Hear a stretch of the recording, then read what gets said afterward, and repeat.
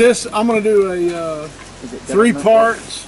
It's knife care, cast iron care, and kind of the 7. Last year I did the 3-day pack, the 3-month pack, the 3-year trailer idea survival.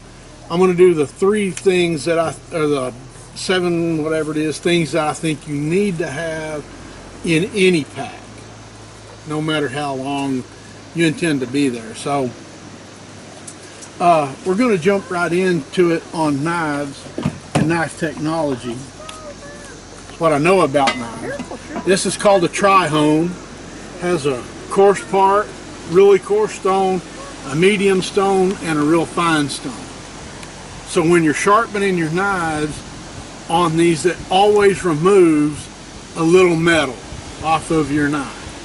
So as you drag your knife along the edge of it, you know, to sharpen a knife, you're actually pulling a little bit of metal off your blade. So if you do like I like to do it,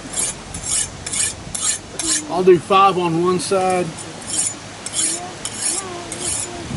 5 on the other. That way it holds it almost, the edge of the knife almost centered. But when you get done, you do 5 on one side, and then just flip it right over. What angle are you holding that at? It depends on the knife. It actually depends on the knife. Because of the thickness This of the knife blade. is about 20 degrees. Fillet knives run about 10 degrees. And then your stuff like hatchets, those kind of things, run about 45 degrees. And then I like about 30 degrees on a survival knife. On a bushcraft knife, I like about 30 degrees on it. But once you're done, you can actually take and look down the blade, and now your blade, the center of your blade, is running crooked.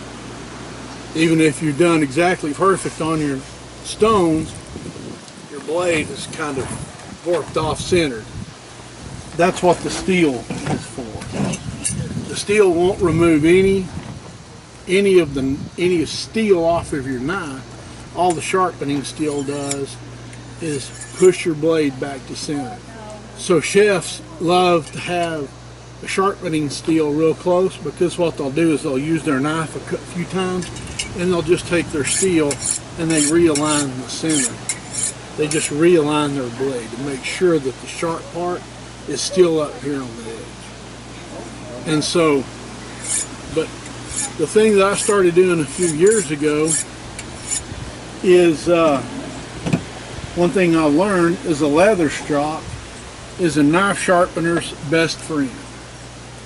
And when I learned about a leather strop, how to use a leather strop, I thought, well, what all this does is it's not going to take any metal off. It's not going to center the blade, center your edge. All this is going to do is polish it. Mm-hmm. So actually, after you drag it, hang it up or lay it down, you never want to push it, because here's the reason why. If you push it, you're going to cut your strap. I learned that the hard way. I was messing with this one day. I had it hanging up and I was running over, and I was like, oh man, I cut the snot out of this strap. So I was like, can't do that. You just pull it. And you always want to get down to your tip. You make sure you always get down to your tip, realign or push your tip to center. Now, if you've got a knife, talking about the tip, if you've got a knife that the tip is bent over, you can take you a block of wood, take a circular saw or something like that and cut it, and you can take that and put in your block of wood and gradually push that knife tip back to center, and then reestablish an edge.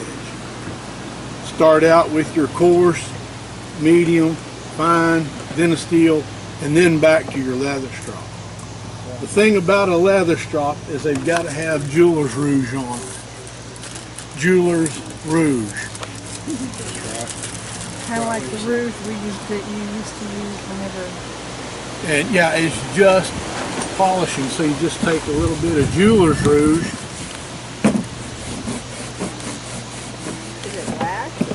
Go down on your blade. Now your jeweler's rouge is on there. That on the side of the blade. And then you just pull it up sharp.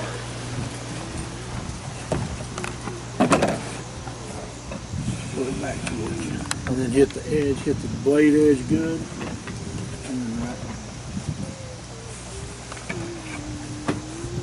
right Okay.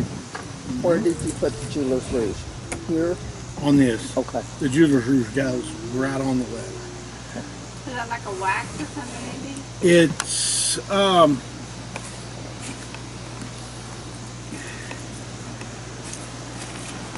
it's kind of hard, and it leaves It's like an eraser. yeah, it's an odd feeling. It's like a real hard eraser. Yeah, it's like a hard eraser. It's like a little bit of a wax polish, but it'll polish the edge of these up.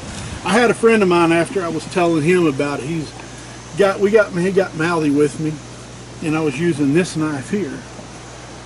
I'd sharpened it up, you know. By the way, I made these out of duct tape, these holders, so And cardboard. and cardboard. Hey, you do with what you got on hand. That's right. Yeah. Well, at the time I just started back my knife work or my leather crafts, so I was going to make them out of leather. But I was messing with that knife, and he said, "There's no way that a knife can be sharp enough to shave with." I told him, I said, "How much you wanted to bet on that?" And boy, he threw $100 bill out, and I picked it up. I went in there, sure enough, in the bathroom and shaved with my knife. You know, and he said, "I don't believe that." And I was like, "You can get a knife that sharp." Some of them have gotten them scalpel sharp. I've got to tell you, Yeah. there have been times in his knife drawer, if you're not watching and a knife happens to be sitting like this, you will cut yourself just putting your hand in the drawer. And then you Yeah, I have cut my finger one day on And that then we on a have knife Sandy like and this Mom's one. knives. that It have just hit no my way. hand. I mean, blade was straight away. It just kind of hit, and I didn't really think a whole lot of it until I was cooking. I was like, "What's all this red stuff in this while I'm cooking?" And I just kept on. And I was like, "Oh, I mean, it cut all the way down to the bone. I just barely did touch it, you know. That's a sharp knife. But it's so sharp that you don't even notice the cut. You don't even That's feel scalpel it. sharp. I was like, that's sharp, dangerous. You know, I was like, that's kind of crazy. But with knives, you can always. But with knives, you can always rub them away from the blade, away from the edge. It's not going to hurt anything. But if you ever pull it just a little bit towards you, they do cut. They'll cut really deep. And when you're cleaning one, best way to clean one, if you've got a deal that has bristles on it, pull down and away from it. If you push up, it'll cut the bristles off. I don't know how many of these I've ruined Yeah, he has. trying to mess with one and go sideways and slightly up, and it just cuts all the bristles off. So, but if you've got if you're using a sponge or something like that, make sure you're pushing away from the Must be real edge. sharp until it's not that sharp. Got any questions on knives, knife angles, Did you knife? make your three-sided thing that It's a tri-home. You can buy them. you could buy them like Uh-huh. that? Okay. Yeah. I didn't And know this if is the maybe you made- stand. Yeah. The tri-home, What do they cost? the steel, and the other thing is the leather Somewhere to straw. get them. And What do they cost? This one runs up about $50. Oh, But But they this one runs about last $50 forever. for all three okay. stones. I've seen them all the way up to about 500 for like a commercial grade tri-home that's sitting down in honing oil. So when you turn it, it automatically. And I usually have got this thing full of water, because what happens is if you sharpen more than one knife, you know, every layer of metal that comes off gets in your stone. If you take a little bit of water, wash it out under the sink or whatever, wash your hone out, it'll just keep pulling that metal off of there. It just is so much more efficient. But that's these three that I use, you know, that, honing oil, WD-40, the kind of water to keep these three stones clean. But the steel and the leather strop, you don't ever want to get wet. That steel just stays dry. And the leather, if you get it wet, it stretches. It'll ruin it. Yeah. It'll just, might as well throw it in the trash and start over. And the leather strop is really easy. I used to think leather was getting leather like that was really difficult. It's any piece of veggie tan leather will work. All you got to do is put a little bit of stuff on it. I made this one. It took me about an hour to make it, and like I said, I'm still learning, so it kind of looks junky. Actually, but what he does now looks a lot better. I think that was the first thing he did. that was one of the first things I did. I wanted to make a leather strop, and so I made it, and that's kind of how it came out. But I've actually gotten a whole lot better with my stitching and edge coloring. Huh? Do you hand stitch? Yes. Yeah, because I've tried stitching like leather, and I've tried to figure out what size needle and stuff to use. And I don't know when he got it or how it was around all my life. Yeah. My Here you sister go. still has it usable. So, Well, cool. I just stitched so that when one the other the day. price, I mean, they do last forever. That's what my stitching looks like now. Andy, does it matter which side of the leather you use? Yeah, you've got to use the smooth side of the leather. And the best thing to do is actually take a little bit of sandpaper And rough kind it of up? rough that up. The other side is too rough, but if you use the smooth side, you just take a little sandpaper, knock that sheen Because off. I've seen those who do the knives. I've seen them use both. Yeah, yeah. Some guys they use that other side, but it's on the leather that I've gotten, it's just too rough. Now some of it is unfinished, you know, to use, but I like to use the finished side and then just kind of rough it up with sandpaper. Seems like it works better. We got any questions on? On the steel, does that just realign the edge, or does it sharpen it any? It just realigns the edge. Yeah, it just centers back your edge. If you want to, for sharpening, you've got to remove a little layer of steel. So, you know, the tri-hone works better. If you've been sharpening regularly, keeping it really sharp, just use the smooth. Just use the, you know, the real fine, and just, you know, 5 on one side, 5 on the other, and then steel it and strop it, and you're good. How do you do a serrated knife? Throw it in the trash. No, with serrated knives, they've actually got some serrated.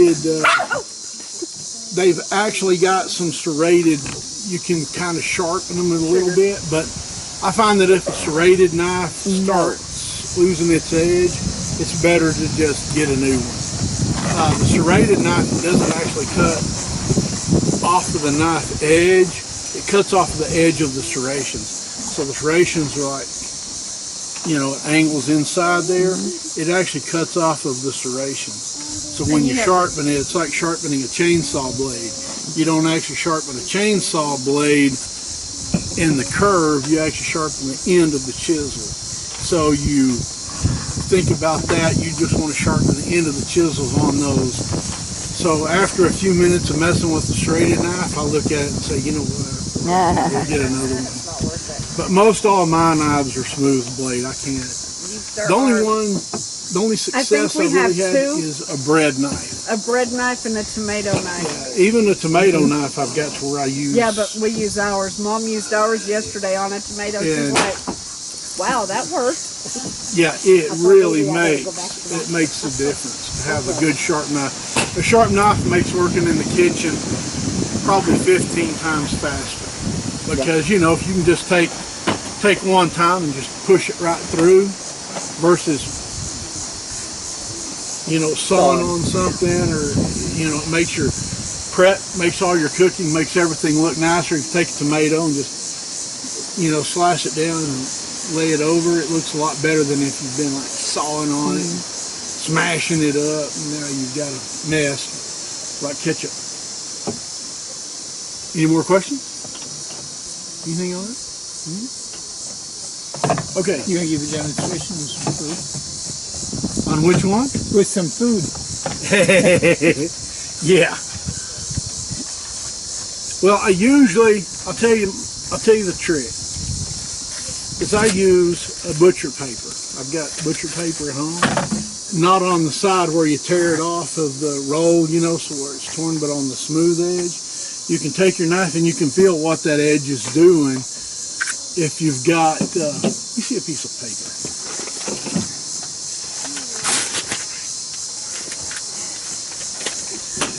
You can take like butcher paper and just pull. I like to use butcher paper because it's a little bit thicker, and with that coating, rubber, plasticized coating or whatever it is on that other side, as you're pulling it through, it should just be real smooth. You shouldn't feel any catches or anything in your giddy up, and it shouldn't even fold it over. You know, it should just cut from the time, just right out of the get-go. Now, regular notebook paper will fold a little bit, but that's the way it ought to feel, just like that, just smooth right through. So if I did one day, I was like, bored at the house, and I was like, you know what? I want to see something. So I went to my knife block and started through, and I went to push one over, and it was like, it pushed the paper over and everything else. And I'm like, oh, I need to start sharpening knives. So I sharpened all the knives in my knife block, you know, and to the point that I can just, every one of them, just pull them right through like that.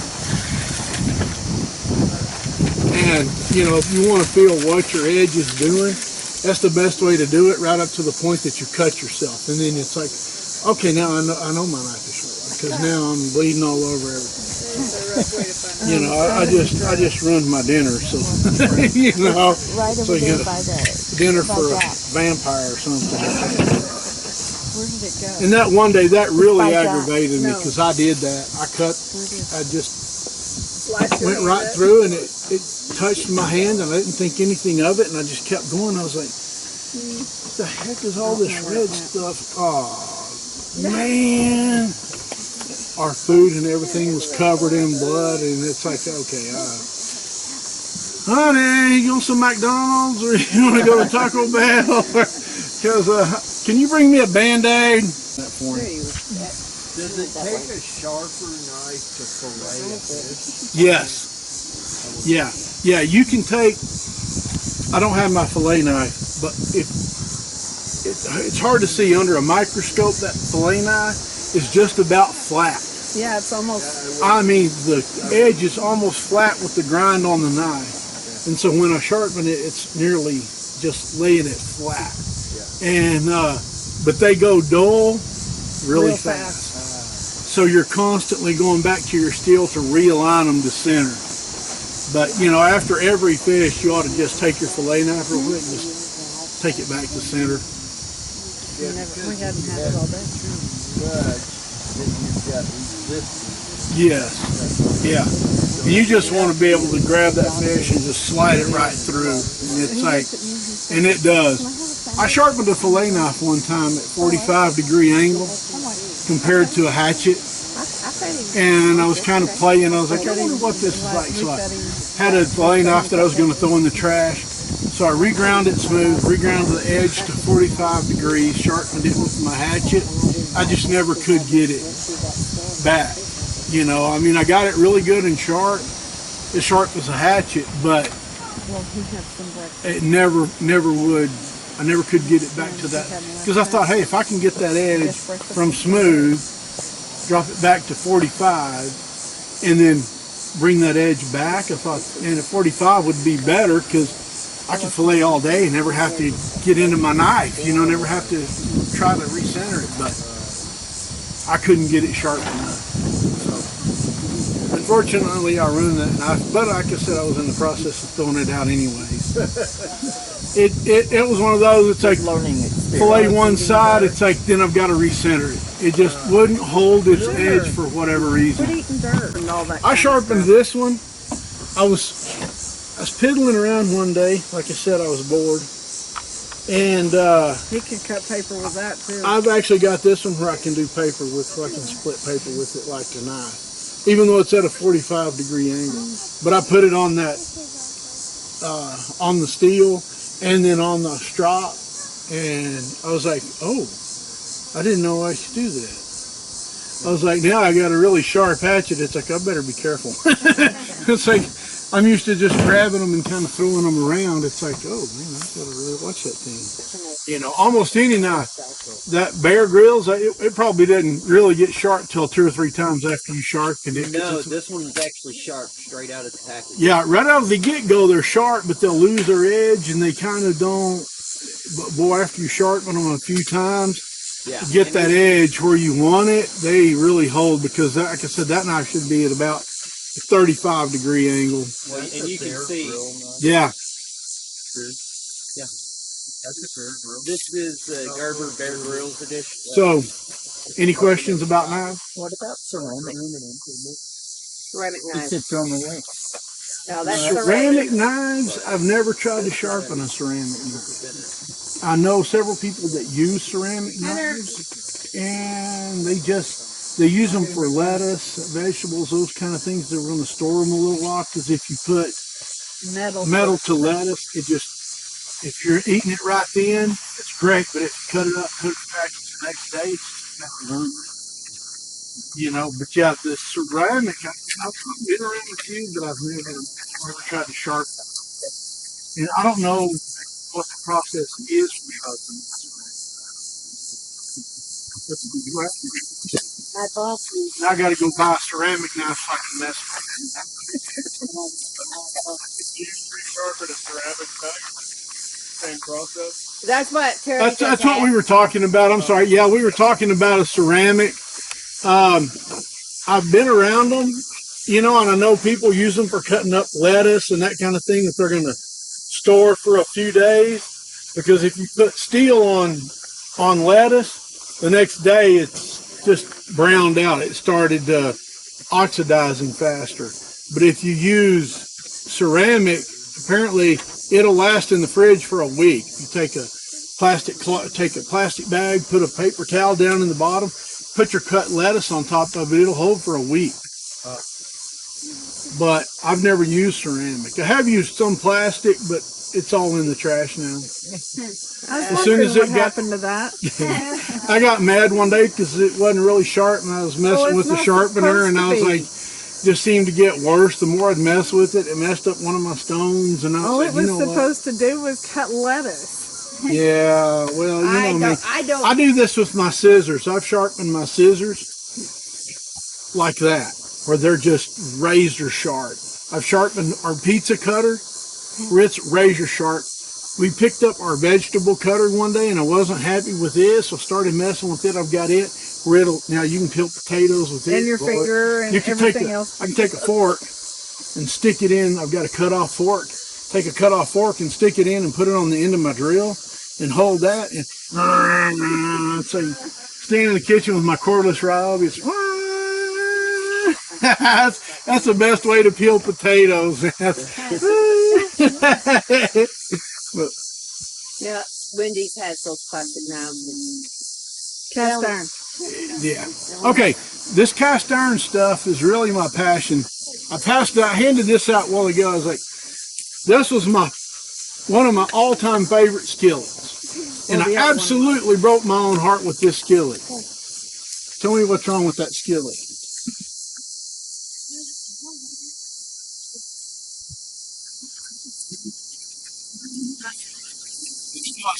You gotta crack it. You know how I cracked it? I was cooking on it, and I took it from what I was cooking and stuck it under the sink, and it broke. I mean, the shock of that cool sink water hitting the hot cast iron, I had no idea that could happen. I didn't know what to do but stand there and look at it. How mad I was at the time. Oh, he never does that. And I keep this skillet As just a for that reminder. purpose, to remind me never to throw a skillet in cold water. If you've got warm cast iron, warm water. Now, if it's cold cast iron, it doesn't matter. But yeah, I was absolutely sickened when that happened. Can you still use that? I have used it a few times, but Probably warming once it gets tortillas. warm, that'll separate, and it just, so if there's any making tortillas or anything like that on it, it wants to tear. And Oh my. so yeah, no, I had to buy another one, but it's not exactly the same. I got this one. I love to show it off. I've got 3 now like this, and they're handmade. I was gonna say I could see And the it's hammer marks. handmade by hammer. So they poured it, and it's absolutely inside of it is smooth. Feel how smooth that is? Yeah. I just love how smooth they came out. Pass it around. Pass it around. Yeah. Now, I bought this one because I was curious. I saw this at Walmart maybe a year ago. This is an absolute cheapest Dutch oven I've ever owned. It was $20 for the Dutch oven. Wow. I was like, hey, I like the handle. It's got a pretty good handle. The inside, it's kind of crappy. You know, it's really extremely rough. That it was rough on the inside. You can put that, and now feel the inside. Yeah. So I thought, you know what is it separates this cheap cast iron from this expensive cast iron? So I started researching it, and I found out that it's for one, this stuff that's made in China, they take engine blocks, melt them down, and then smelt them into. No way, really? It's melted down engine blocks. Wow. Now supposedly they're vatted, they're acid vatted, they're cleaned up and then put in the forge and then poured. But I really don't know. But China. I took it, I sanded the inside of this thing with my die grinder, just sanded it on it till it got pretty smooth. And it's turned into one of I just love this little piece. But if I break it, if I throw it on the ground, if I forget to throw it in hot water, what do I care? I throw it out and go get another one. The only thing I don't like about it is the handle is actually screwed on. So when I bought it, I had to screw the handle on it, but it won't come loose because I put it in here with some Gorilla Super Glue. So, but That's one way to make sure it doesn't come off. yeah, I got tired of I used it a couple of times and the screws were coming loose out of it. So I put that Gorilla Glue on it, Gorilla Super Glue. It works great. But I started years ago, a couple of years ago, making these trivets. Because what happens is you're standing around your campfire, you've got a big bunch of good coals, and you're going to cook something. Well, you just throw a bunch of coals down, you throw your Dutch oven on it, and people have asked me, I don't understand why I'm burning the bottom on all my food. I'm burned up my peach cobbler, I burned up my biscuits, I burned up my cornbread. It's like, well, what have you got sitting on? So I just threw some coals down there, set it on the ground, and put some coals on the lid. Okay, it's not high enough, nowhere near close to high enough. So that's the purpose of the trivet. You want 2 different sizes. The inch and a half is just not high enough off for the legs. So these are 3-inch, and I've got some 7-inchers. I mean, the sky's the limit on how tall these are. These are what I get. These are 4, and these 4-inch work really well. You can get it up, put your heat around it. But like out here, with the wind like it is, you've got to remember, one side is going to get hotter than the other. Yeah. So as the wind blows past it, you're going to turn your Dutch oven one way and your lid the other. I've got several lifters that I couldn't actually find a while ago in my trailer, so I don't know where they are.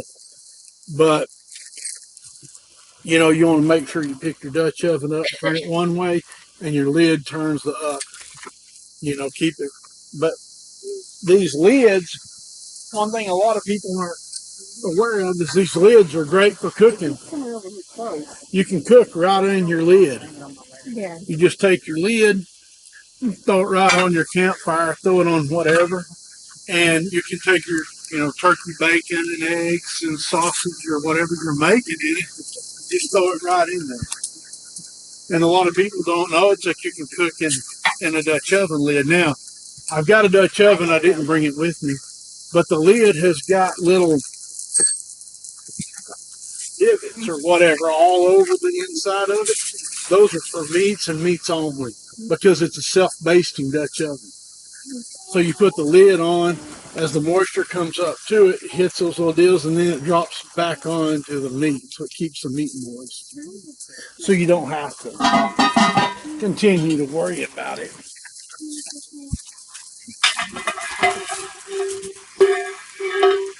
So one of the things that I get asked quite a bit, or that I get talked to quite a bit, seasoning. That's always an issue.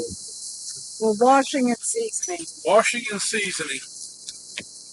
That one, that skillet right there, that's gone through a dishwasher. The absolute worst thing, besides maybe running over cast iron with a tank, that you can do is throw it in the dishwasher. No, the worst thing, what my ex did is he had his mom's 22, 24-inch chicken fryer skillet setting in water for over a week. Yeah. It took my brother 4 months to rejuvenate that cast iron skillet. It took me about a year to bring that one back.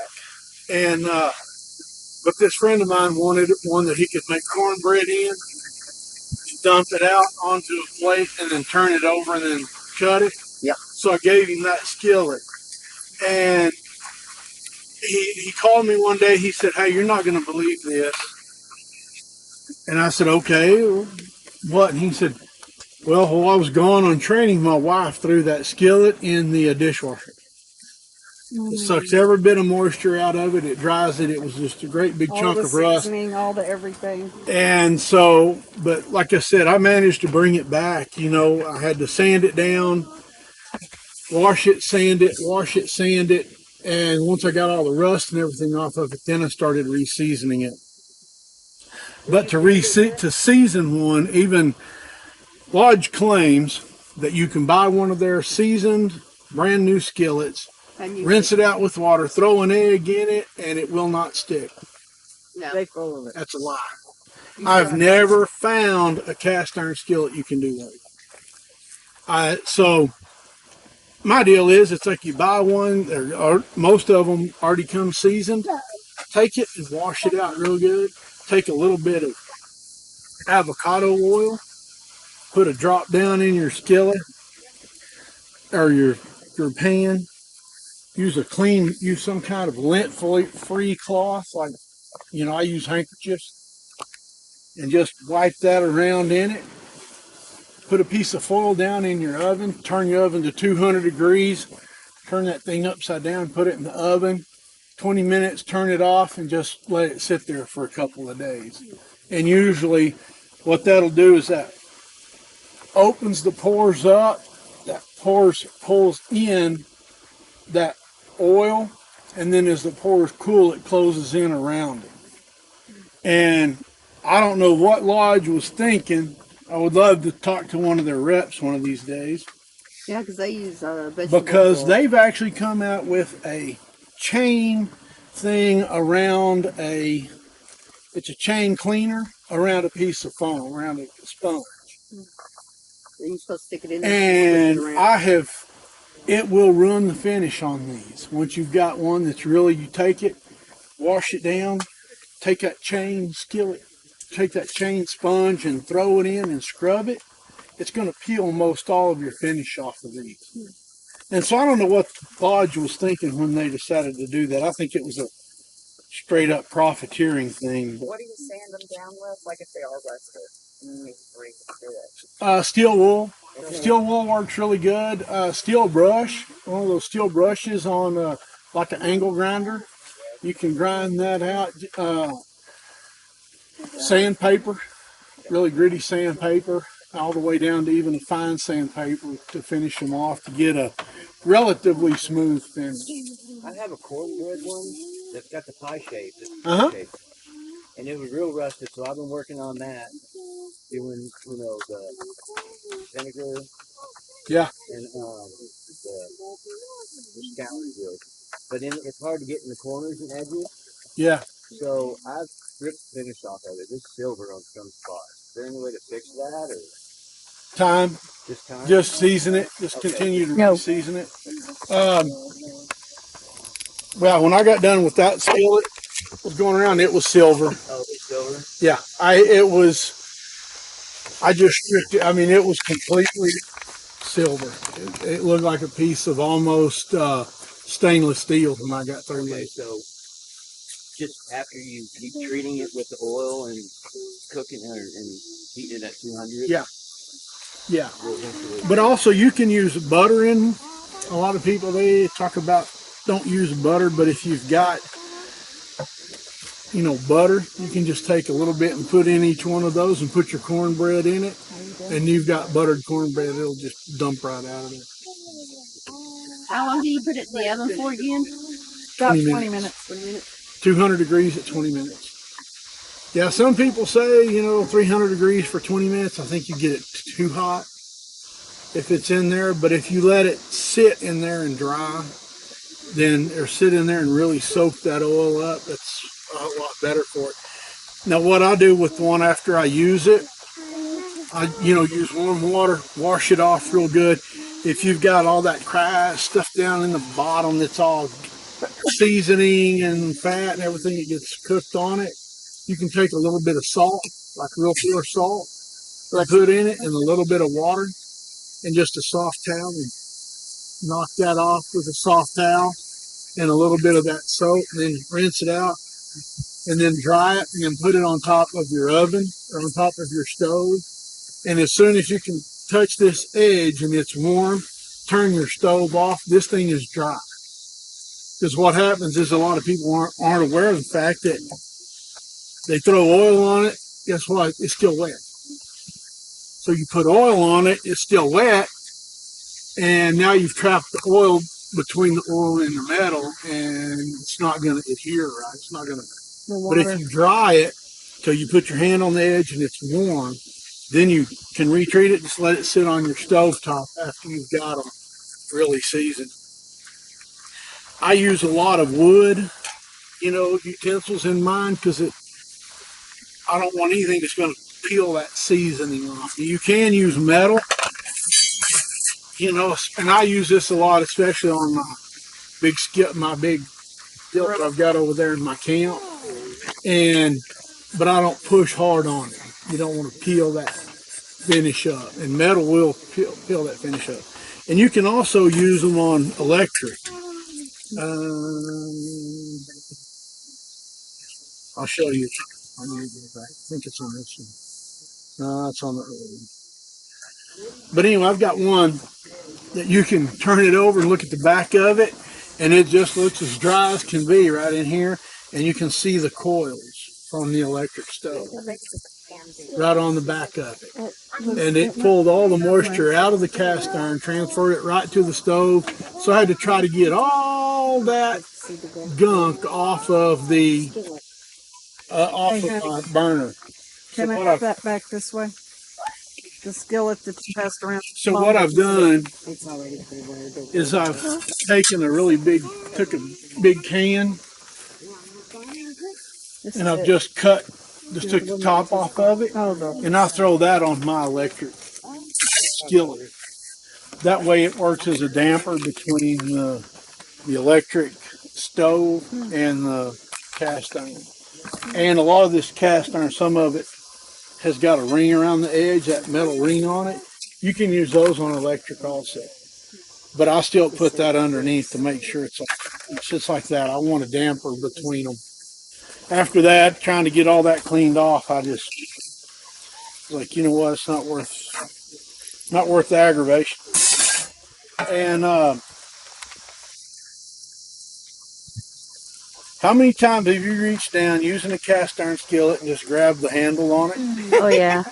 Once. One too many times. Yeah, you don't even think about it. It's on the cast iron skillet. So get something that you can put on your cast iron skillet and leave on it. I've been making these little pot holders. I just put them on the handle and I leave them on.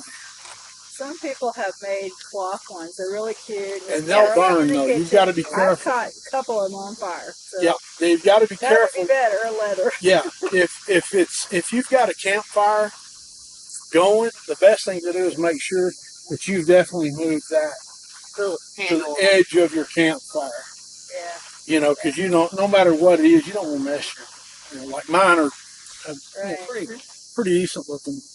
Yeah, those And but you know, there's several different kinds of pot holders, you know, that you can use, and yeah, those are cute. different trivets. You know, I've got like a, you know, because the last thing you want to do is take something that's hot and throw it on a plastic table. Yep. Because it'll burn right through. So take a second, throw your, you know, just throw it on something. Even if it's an old rag, I've got a bunch of old rags over there. Just throw it on something. Or wool. My oldest daughter's making those for me. So they're thick wool. Andy, I have a question. Uh-huh. How come you don't have a table over there with some of this stuff? I actually was thinking the same. We've thought about it maybe for next year. Because like I said, if you look at here's the reason why. Okay, look at the stitch work on that one. Well, yeah, there's And going to then be improvement. the stitch work on that last one that Brenda's got. Well, yeah. I mean, my stitch work has gotten better, makes it unique. but I didn't have I don't care time. about the stitching. I care about the I use. like that rustic stitch look like that. That's I've got, by the time I'm done, by the time I figure these out, I'll have some next year at the table. Yeah. It's ready to buy, so get busy. Yeah. Yeah. We're ready to Me buy. too. I want some. I've made one. I was gonna have a big giveaway, give one of those away, and I've actually bought barbed wire stamps, and so I was messing with the leather, messing with it stamping, and I just can't get my stamp on this to look right. I was like, I don't know, I don't like the way that stamp looks. So I've got a whole trash can full of stuff where I've stamped on my practice pieces. And it's like, Okay, Andy, there's only one that was born into the world that was perfect. yeah, I can, if I'm using it, I like it. You know, it's okay if it's not perfect. If somebody else is using something that I've made them, I want it to be at least pretty nice. Andy, I know where you're coming from. No. You got any more questions on cast iron? Yeah, I'm sure I've missed stuff. Mark does. First of all, I hate cast iron because it's just too much stinking work. I don't have to wait till next year. I hate cast iron because it's heavy. I know, Okay, right? my wife loves them. Okay, and she's got like a small, medium, and large, and she's been gone from home for a few months helping her parents. And because I hate them, and I've got my own skillets that I use, which are real easy just to wash up and use, I stuck her 3 skillets outside on the porch while she's gone, out of my way, so I didn't have to deal with her. And now she, before Sukkot, she wanted me to bring them with me. Whoops. And you couldn't find them? Huh? You couldn't find them? No, I found them. I finally found them, but they're all rusted up. Now, you've walked through multiple steps. When I get home, I have to clean her skillet. Yeah. So, very simply, what do I need to do when I get home with those 3 skillets to get them back to the shapes they need to be, just step by step? If it's rusted up, it's got rust on it, you can see surface rust on it. Best thing to do is take your sink, fill it full of hot water, throw your warm water, throw your cast iron down in there, let it sit for a little bit. Take you a piece of steel wool, stick in there with it down in the water and just rub it around on there. And then rub it on the outside, rub it on the back, the handle, rub the whole thing with it. Take it out, dry it off with a towel, and put it on your stove and warm it up till you can touch the edge. Once you can touch the edge, cut the heat off, put a drop or two of avocado oil, and then rub that in real good and just let it sit there till it comes back to room temperature. If you think it's still not there, not where you want it, go through the process again. Okay. I mean, the big deal about using an oven is seasoning something that is really ruined. You know, like Right. not really ruined. That's a bad word because you can't really ruin cast iron until you do something really intelligent, like throw it in cold water. But Or like we did that day and left the burner on and didn't realize it. But like this one, Split it in I half. brought it back from running through a dishwasher, and it took multiple times of scrubbing it down, back in the oven, I hope so. wash it down, back in the I retreat. don't think these are that bad, but you can definitely. My smallest one. Usually they're not that bad. The dishwasher is the worst thing you could ever do. Actually, Andy, I have my smallest one. It's about like that big, and I don't know what got on it. Something got on it, and it's like a melted plastic, but I cannot get it off. Have you tried a little bit of salt and water? I've tried everything. I've tried it all. I cannot. I've tried chiseling it. I don't know what happened to it. So I'm just going to use it for growing something in it, I guess. But Yeah, if something got melted in it, it's unless you weird. heat it up, Yeah. you might be able to heat your skillet and heat whatever's inside of it up, and then use something metal and kind of scrape it out of there. You know, once you get it back up, Remember if I get tried that liquefied, and then scrape it out, Yeah. and then wash it good, and then just, you know, put it on the stove till you touch the edge.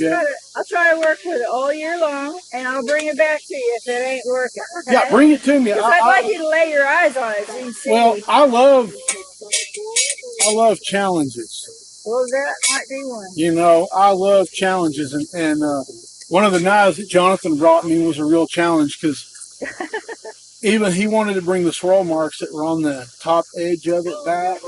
And so what I did is I just took a piece of dowel pin and was dipping that in some valve compound, and would put that on that knife and turn it until I brought those swirl marks back. You know, but I like a challenge, and I like to think about things outside the box.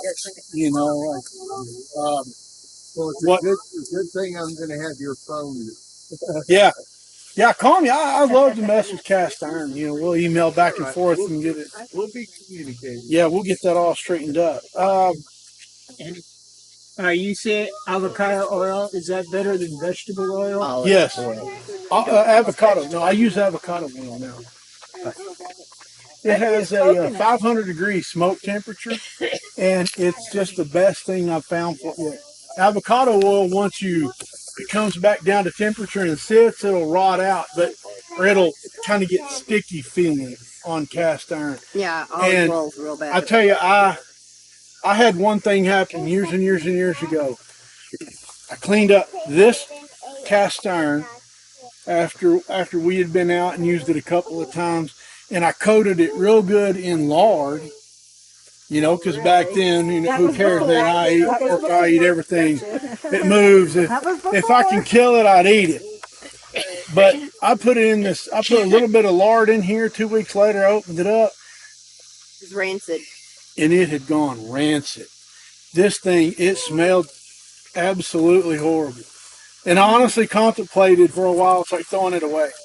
And I was like, no, I'm not about to throw $100 piece of iron away. So I was like, I got to clean it out eventually.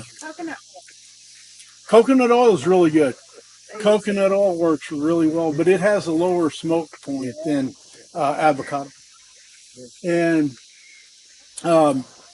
coconut oil leaves a little bit of a taste of like coconut taste. If you like that taste on all your food, by all means, treat all your cast iron with it, because your cast iron is going to absorb all those flavors. So, I mean, everything you have will have a hint or a taste like, mm, a tropical. Yeah, tropical, you know? But it's like, it has that little bit of a coconut taste to it. But avocado oil doesn't have, I don't think, really any flavor. That avocado oil doesn't have a taste. Yeah, and Huh? Coconut oil is an antimicrobial too. So. Yeah. that's why I treat Yeah. it. I kind of season it with it, and then after you eat it and get it kind of. To me, the flavor kind of dissipates, or either I'm just immune to steaks. I don't know. Yeah, probably just immune to it. I like I to don't cook know. eggs in that. Have you ever cooked eggs in that up? Yeah, but I use avocado oil too. So Yeah. I don't know. Any other questions on cast iron? You're using Dawn to wash. You can use a little bit of soap in one, but it's really not recommended. I use a little bit of soap, that I can spray in. It's like that's what these are. They're just kind of that spray it in, but it's not like some of the soap, the old soap. You use like what's it called? That old soap made out of like when they burn wood down and they take the acid, lye soap. Boy, you might as well throw. I mean, it'll just pull the oil right out of your cast iron. But the best thing is warm water and a soft cloth. Barking at Brenda. If you can get by with that. And I use a brush, a stiff brush, knock off that rough stuff, if I have to. But the stiff brush but that chain, I'll never understand that chain and around a sponge. I just don't understand. All I could think of is there was a lot of people that was burning stuff on the bottom of the cast iron, and that sponge and chain. The sponge is just to kind of create a space. Yeah. But the chain was so they could get the burnt on food off. Yeah. Well, but at the same time, you can take just for a few cents and put rough salt in it and a little bit of water and just scrub it right off. That's the only thing, because I've seen them. I have too, and I don't know what they were thinking other than they were thinking simplicity and making more money. Well, money's a thing, but I think it was because people were burning stuff on the bottom and they really didn't understand cast iron. I've been using cast iron since before it was cool. Now that it's come back, a lot of these companies are no longer in business that I use because they went bankrupt with stuff like Teflon and all these. Yeah, Lodge is one of the few that has persevered. Yeah, Lodge has stayed through because of their enamel coated stainless steel.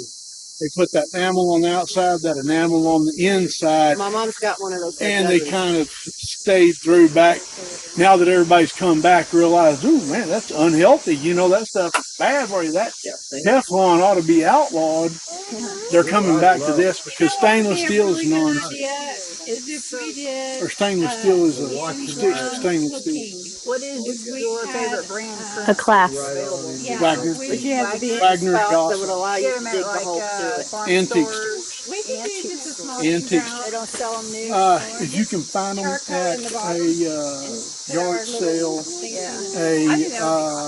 I think so. estate sale, moving Good sale, class. you get them a whole lot cheaper than you can at an antique store because a lot of people deal with it and they want to try to restore it. So you're paying, $175 or $150 a skillet. Rather than buy them a lot of times at the estate sale, they're like $25. Okay, I got it. Okay. Even your secondhand thrift stores will have cast iron. Yeah. Okay, just to let you know, there's already been a class that's been requested from you next year because they love this stuff. They want you to teach a class on in-ground cooking. Just letting you know. Okay. You're already requested for next year. You already have your class assignment. I will Have to research. do a peach cobbler, an apple cobbler. I'll do 3 Dutch ovens and I'll do 3 kinds of cobbler for that class. Oh, I hope it's Hey. I think it's supposed to be in October next year, so. And I also request maybe biscuits with some sort of turkey bacon and gravy or something like that. Where were you this morning? I made a 3-meat scramble. I made a 3-meat scramble this morning. I missed the smoke signal. Oh, Yeah, but I fed this morning. oh yeah. We could bring our own Dutch ovens. Everybody could bring their own Dutch ovens and create whatever. Oh, talking about that. One thing that a lot of people make a mistake is they think to stack them. You know, Dutch ovens, they've got the legs on the bottom. So it's like, hey, I'm just going to stack them and stack them. Well, guess what? You get the leaning tower of crash. No. I need to turn that bottom one because now everything is burning in there. Yeah. Oh, I need to, now I'm burning up my second one. Unstack, unstack, unstack, turn, check. Oh, burn that up. And then, you know, so you see these people, they love to stack them up there. It looks real fancy. And they burn $150 worth of food. That's usually wise because they put more than 2. I mean, you can stack 2 like that, but you want to make sure that your coals are right out here on the edge, nothing underneath it. And once again, turn it one way, then the other. But Because first you what have to take it happens off so you can is- turn the first one and turn the lid, and then put it Yeah. back on and turn the second one and turn the lid. See, I didn't know that. That's good. Yeah, I didn't yeah. know One that. of the guys, he's a chuck wagon cook that I watch, and I like to follow. And he set his stuff up out there, and he made him a chuck wagon table, and he put all his stuff out, got this contest, and boy had his Dutch ovens up there. His presentation looked amazing, and he burned up almost everything in his Dutch oven. He got ready to serve it up, and this was stuck to the bottom, burned up, dried. That was, and at the very top, it was almost raw. It was horrible what he went through. Oh no. He's like, I'll never stack another Dutch oven again. I was like, dude, I called the limit at 2. He's like, I'll never put a second one on one. I'll never do it. Who was it you followed? Huh? Do you remember who it is you followed? I follow actually a bunch. I follow a lot. Probably the number 1 is Kent Rollins. Yeah, Kent Rollins. Kent Rollins, I don't think, Kent Rollins is probably the number 1. But he's not clean eating. No, I would say probably at least 2/3 of the stuff he has or better. Maybe half of the stuff has pork Yes. and, you know. Well, you always modify and change the recipe. He's from Oklahoma. But he does, he's really good. Kent Rollins knows his stuff. But there's a lot of people that are trying to get back into that lifestyle to keep that alive, you know, because it's dying off. You used to be, you go to these Texas contests and stuff, and when there'd be hundreds of people out there, every year there's fewer and fewer and fewer. Growing up, my grandparents, even until the microwave come out, my parents cook and the food is much better. Yeah. Well, this Kent Rollins, the main one that he watches, he's actually a true chuck wagon cook. Yeah, that's the way he made his living for a long time. Was, you know, they'd go out on a cow drive, and for 2 weeks he's out, you know, cooking out of his chuck wagon. And I mean, his chuck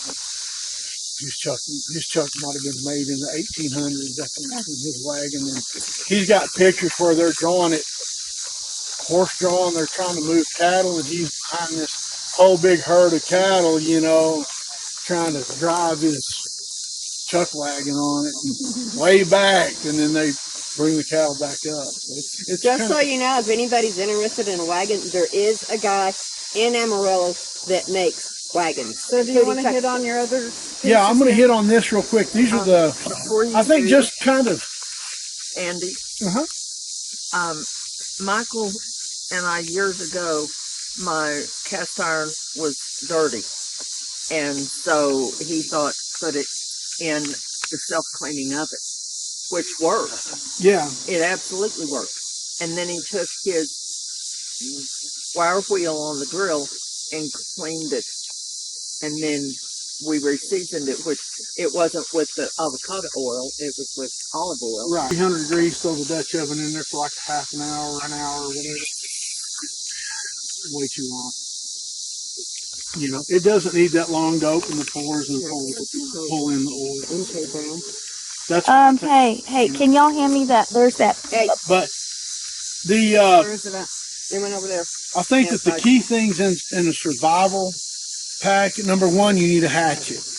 A good hatchet. You can knock down your trees. You can build you a shelter with a hatchet. You know, self-defense. You can use a hatchet for self-defense. And a hatchet with a smooth back, because that way you've got a hammer too. And a lot of people don't think about that. They buy a tomahawk that has a hatchet on one end, a point on the other, whatever. They get out there without a hammer and they're trying to use the flat side of it and all kinds of stuff. It's like, no, throw that junk away. Get a hatchet, you know, cutting edge. And that way, I mean, hey, we use them. We used one of Rick's here a while back for driving in tent stakes back to his hatchet. What brand is that one? It's a Harbor Freight El Cheapo. Oh. But I like the fiberglass handle. And even though it's a cheapo from Harbor Freight, I like how the handle fits. I like how it stays in my hand. I think it's about $14, $10, something like that at Harbor Freight. But anything you buy, you have to sharpen. They You have really to do that did with the this hatchet right. anyway.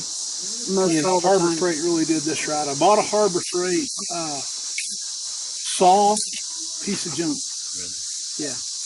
This one has a double lock, so if you've got a small branch and you're trying to get it to fit, like you're gonna make something to hang on your campfire. You cut your angles, you cut this off, you cut your angles to hold your long limb, and you're gonna hang it off of it. You can cut your notch. You know, you can cut your notch with that, cut your boards off and just hang them where it hangs off of I call them the crotch of the limb, but the angle of the limb. You can just hang your Dutch oven or whatever over that, and then that'll go over a campfire. But I use a saw for a little hand saw for a lot of things. But one thing I like about the Fiskars, it's got the secondary. So if something happens and you bump that when you're using it or whatever, it's not going to come back and cut your hand real bad because it's going to hit against that second lock. That's nice. You know, so you want to make sure that it's got some safety. The lock and then the safety. Where'd you go? Tractor Supply. I think it's where I got this one. And the Sutherland's now carries steel. And I know the steel saws are real good too. Yeah, the steel saws are real good. Like that stuff from Walmart or Harbor Freight or any of that. I had that Harbor Freight saw one day just sitting there and I was messing with it. And it broke? Without anything else. I just folded it over and didn't even click the safety. It didn't even unhinge it. Yeah. It just pulled right through the hinge. So I was like, oh, I don't want that. The next thing everybody needs is a really good fire starter. And I know we've all kind of become spoiled out here to the lighter fluid and stuff, but if you ever get stuck, you need just use it. You can use your flint and just drag that across. Drag it, pile a little bit of that up, and just take it. It'll eventually spark. Anyway, yeah. But it's kind of windy. Yeah. But you get your spark onto your kindling, and then you kind of get that burning you can build up and build a fire. You can purify water over a fire. Fire's a lot is a big deal. The other one is a bushcraft knife. I like one that the blade comes up right almost to the edge, because if you've got your thumb on, you're whittling out a groove or whittling out, working on your deal, you don't want your blade way out here. So you want it as close to under your thumb as you can get. Because, you can really wear yourself out, especially if you've got to come out here on the blade. And a lot of people think, well, this is for a survival kit, I'll never use it. But over 3 years, if we have to bug out, the Exodus is 3.5 years, man, the last thing you want to use is a knife that's doesn't work right. And a really good compass. You got to know where you've been so you don't end up back there. You know, because you hear stories all the time about people that wind up walking in circles, and if they don't know how to read the sun, the movement of the sun, a really good compass is the best thing, is one of the best things, because you can just take a minute, pick you out a landmark, you know, and turn your compass. Like, okay, you want this thing to point straight north. There it is. You know, my house is straight south. Huh? My house, I know I want to go to the south, straight, you know, almost south or southeast. I can take my compass and look down at it and just follow that. And then in 30 minutes, instead of the sun being a little bit different position, I can stop and pull my compass out and make sure that I'm still on the right walking track. So I'll line up. If I want north back behind me, I can turn that to north back behind me. And then I'm going to walk away from it, and I can use a compass. That way I don't end up right back where I'm at. I've had so many people that are like, oh, they walked in a great big circle.